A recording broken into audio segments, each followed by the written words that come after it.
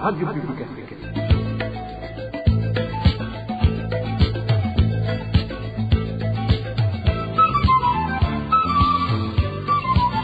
Radio Publique Africaine.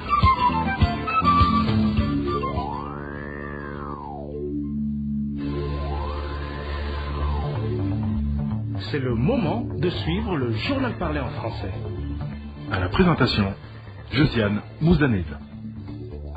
Au sommaire de cette édition, au moins 2 enfants blessés et tel est le bilan de l'explosion des bombes qui se sont écrasées sur le territoire burundais en provenance de la RDC.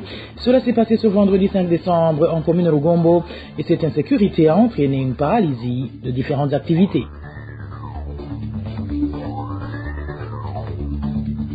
Les agriculteurs de la province Bujumbura craignent une probable famine dans les jours à venir.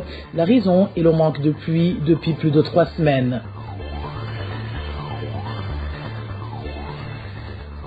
Bonne nouvelle pour les propriétaires de terrains de Gasseni situés près du palais présidentiel.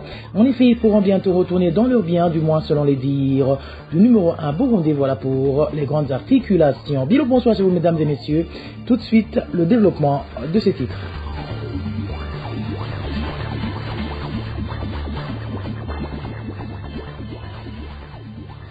Bonsoir. La sécurité a été perturbée ce vendredi dans la zone Rugombo, commune Cibitoke, en raison d'explosions de bombes survenues dans cette localité et provenant du pays voisin, la République démocratique du Congo. Selon des informations recueillies par la RPA, 2 enfants ont été blessés par ces bombes et les différentes activités menées à Rugombo ont été interrompues. Elos Divin Remisha pour plus de détails.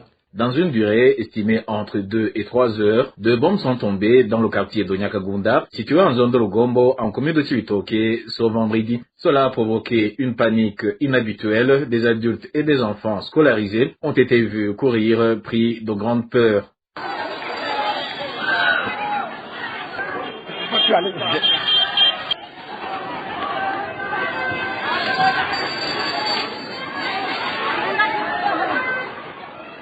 Ces bombes provenaient du pays voisin, la RDC. Le premier est tombé près de la localité appelée Kobadagi et l'autre dans la zone du projet Marambo. Cet habitant de la localité parle des dégâts causés, y compris des personnes blessées. 2 enfants ont été blessés, des champs de bananiers, de patates douces et de maïs ont été endommagés. Les banques, le marché de Rugombo, les écoles ainsi que d'autres activités ont tous été fermés. Les habitants de cette localité sont très effrayés et se demandent qui a tiré ces bombes. La situation est grave. Nous ne savons pas si ces bombes ont été lancées par le mouvement M23 ou par d'autres personnes. La peur nous envahit car notre localité est proche des zones d'affrontement en RDC.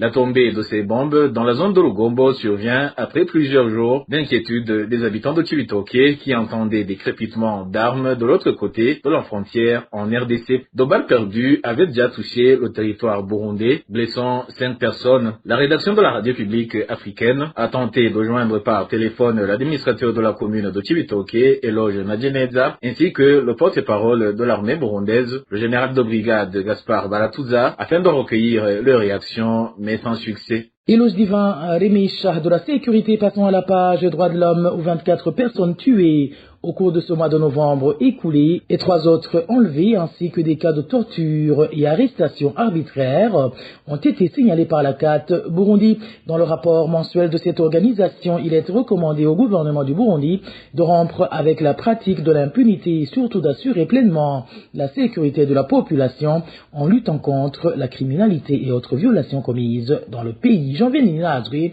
nous brosse le tableau de ce rapport. Dans le rapport mensuel sur le monitoring des violations et atteintes aux droits de l'homme commises au Burundi, l'Action des chrétiens pour l'abolition de la torture a recensé pour le mois de novembre dernier 24 cas d'assassinats survenus dans différentes régions du pays dans des circonstances traduisant des violations flagrantes des droits humains perpétrés dans un climat d'impunité totale. La CAT Burundi constate avec préoccupation une recrudescence des inhumations de corps sans vie découverts dans divers endroits du pays, sans identification préalable des victimes ni ouverture d'enquête judiciaire. En même temps, la CAT Burundi relève 3 cas d'enlèvement et 3 autres de torture. Cette organisation réitère sa dénonciation des arrestations opérées sous forme d'enlèvement ainsi que des détentions dans des lieux tenus secrets effectués par le Service national de renseignement. Elle condamne ces actes de torture perpétrés par des agents de l'État pourtant chargés de garantir le respect des droits des citoyens. Des arrestations arbitraires et détentions illégales sont aussi signalées dans le même rapport, ainsi qu'atteinte à l'intégrité physique. La CAT Burundi recommande à cet effet au gouvernement de l'Itega de veiller à assurer la sécurité de la population et mener des enquêtes sur ces corps qui sont régulièrement retrouvés dans différents endroits du pays sans que les auteurs de ces assassinats ne soient identifiés. Se saisir des cas de crimes commis par la jeunesse Imbonerakure lors des rondes nocturnes qui deviennent monnaie courante suite à l'impunité qui gangrène le système judiciaire, et la sécurité doit être assurée uniquement par les corps de défense et de sécurité.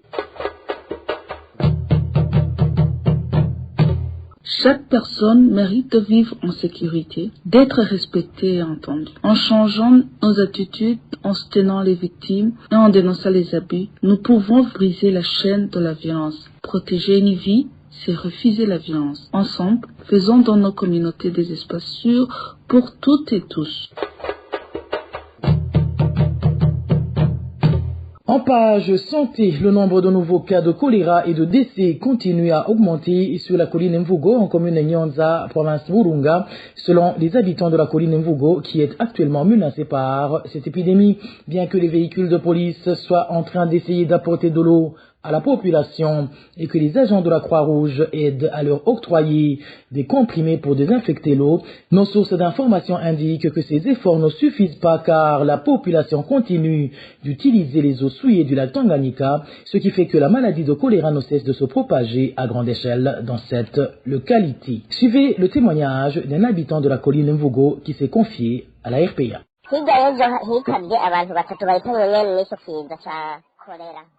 Ce mercredi, 3 personnes sont mortes suite à cette épidémie de choléra et ce jeudi également, une autre personne est décédée. Seulement, le nombre de décès a un peu diminué. Cependant, le nombre de ceux qui contractent le choléra est très alarmant que les ambulances et les véhicules de Médecins sans frontières viennent à chaque moment évacuer des malades. Des fois, ils sont même débordés par l'effectif élevé de nouveaux cas de choléra que les taxis-motos viennent aider à transporter les malades vers l'hôpital. Les agents communautaires ne participent pas beaucoup pour sensibiliser la population. Ce sont par contre les agents de la Croix-Rouge qui travaillent beaucoup à la sensibilisation des habitants, mais ces derniers ne mettent pas en pratique les mesures de prévention car ils continuent à utiliser les eaux souillées du lac Tanganyika et c'est pourquoi il y a plusieurs personnes qui sont affectées par le choléra. Concernant le problème de manque d'eau potable, actuellement les véhicules de la police ne cessent d'apporter de l'eau propre en provenance de la localité communément appelée Kumuyange wa Nyanzarake. Sur la route de la colline Mvugo, les habitants alignent plusieurs bidons pour qu'ils soient servis en eau potable. Toutefois, cette quantité d'eau ne peut pas suffire car chaque ménage ne reçoit qu'un seul bidon d'eau à boire. Aussi, d'autres ménages sont en train de recevoir des comprimés à mettre dans l'eau pour la désinfecter.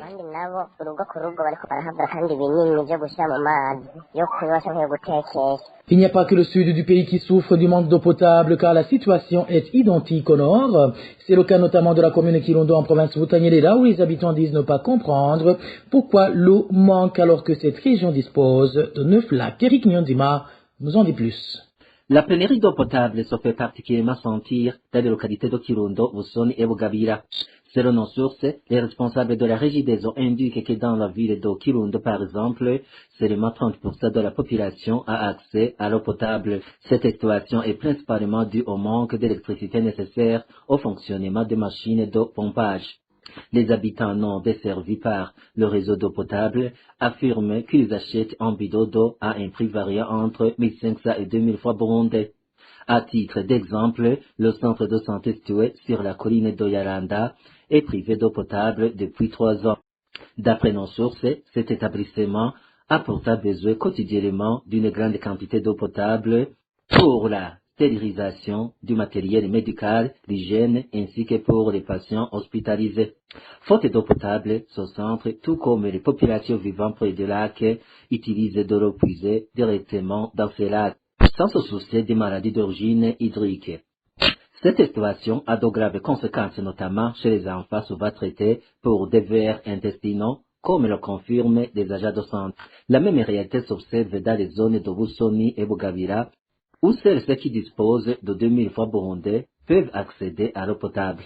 Les habitants expriment leur incompréhension face à cette pénurie alors que les communes de Busoni et Kirundo disposent de 9 lacs abondamment remplis d'eau. Ils demandent aux autorités de recourir à la technologie de forage afin de capter l'eau souterraine et leur garantir l'accès à l'eau potable.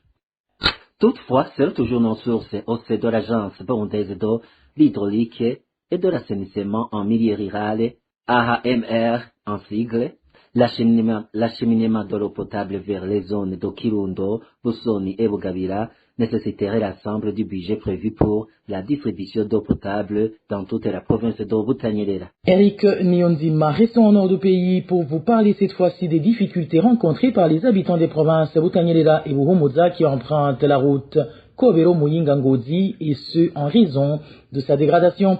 Ces citoyens demandent qu'elle soit réparée d'autant plus qu'elle est très fréquentée par de gros véhicules. Le point avec Innocent Valentin Singirangabo.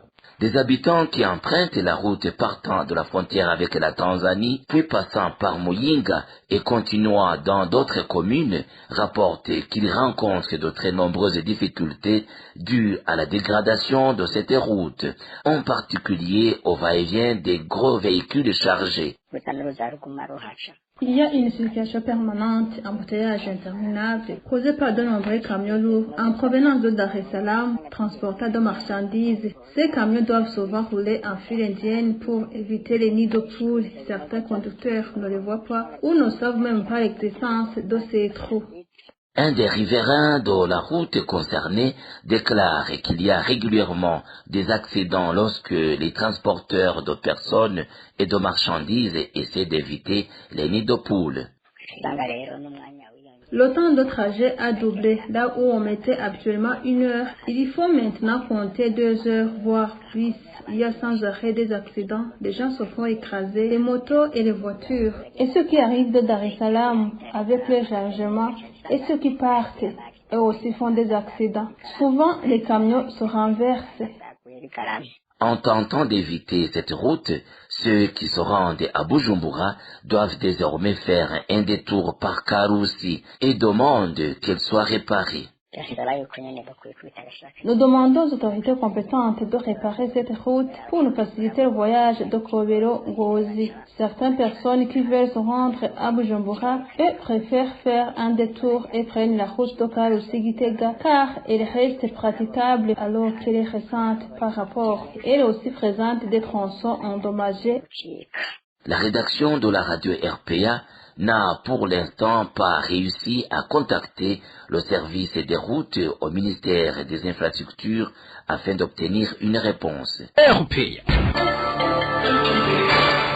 Je vous le disais en titre, le président de la République du Burundi vient d'annoncer que les habitants qui n'ont pas été indemnisés pour leurs parcelles se trouvant près du palais présidentiel de Gasenyi en commune Nahangwa, province Bujumbura, pourraient retourner dans leur propriété. Au cours d'une émission animée par le numéro 1 burundais avec les journalistes et autres usagers des réseaux sociaux le 1er décembre cette année, Évariste Ndayishimiye a précisé qu'il reste à signer le décret pour la mise en exécution de cette conclusion. Suivez plutôt Évariste Ndayishimiye, le président de la République du Burundi. À cette époque, nous n'avions pas su que le domaine de Kiriri appartenait à l'État. Après le constat, nous nous sommes dit qu'il n'est pas nécessaire de construire des résidences du président de part et d'autre.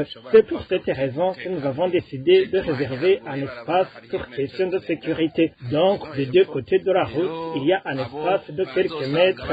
Alors, il y a ceux dont les parcelles ne sont pas tombées dans le domaine et qui ont été indemnisés. Nous avons une autre propriété à Gishingano qu'on avait prévu pour y ériger un palais présidentiel. Nous allons voir comment leur donner une compensation dans ce domaine de l'État, et pour les autres, chacun devra retourner chez lui. Alors, je crois que ce qui reste, c'est de sortir un décret pour la bonne réalisation. Je pense qu'il n'y a plus de problème. Toujours à Bujumbura, les agriculteurs de certaines communes craignent d'être prochainement frappés par la famine à cause de l'absence de pluie observée depuis près d'un mois. Au moment où les cultures de haricots et de maïs commencent à s'assécher, ces citoyens font savoir que les pertes pourraient être énormes. Tenant compte des moyens investis dans cette saison culturelle, Emmanuel Nyungeko s'est entretenu avec certains laboureurs des communes Cibitoke et Manda. Son reportage. Les agriculteurs de différentes localités de la commune de Cibitoke en province de Bujumbura font savoir qu'il y a 3 semaines sans aucune goutte de pluie et par conséquent les cultures de haricots et de maïs commencent à s'assécher. Ces citoyens expliquent que les pertes pourraient être énormes tenant compte des moyens investis dans cette saison culturelle. Un des habitants de la commune de Cibitoke témoigne.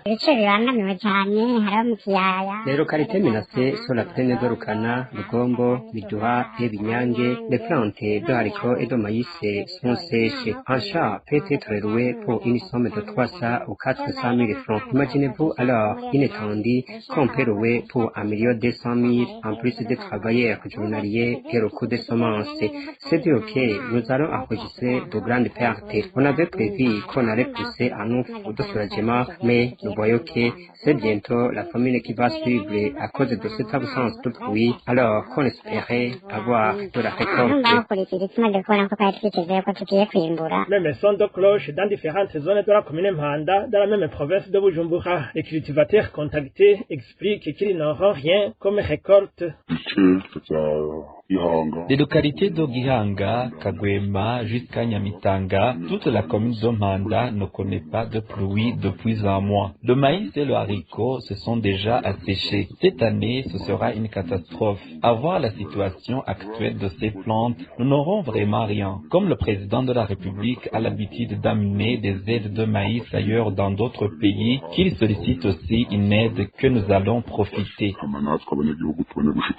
À propos des grognes de ces cultivateurs, la rédaction de la RPA n'a pas pu joindre Elogena Genèse, administrateur de la commune de Cibitoke, de même que Léopold Ndaïsaba, administrateur de la commune de Manda, pour recueillir leurs réactions. Et voilà, amis fidèles de la RPA, c'est sur ce reportage de mon confrère Emmanuel Nyungeko que prend fin le journal en français de ce vendredi 5 décembre 2025. Merci pour votre écoute. Merci également aux équipes rédactionnelles et techniques pour leur franche et parfaite collaboration. À la présentation de ce journal, vous étiez avec Joseph Mouzaneza. Bon début de week-end à toutes et à tous. Au revoir.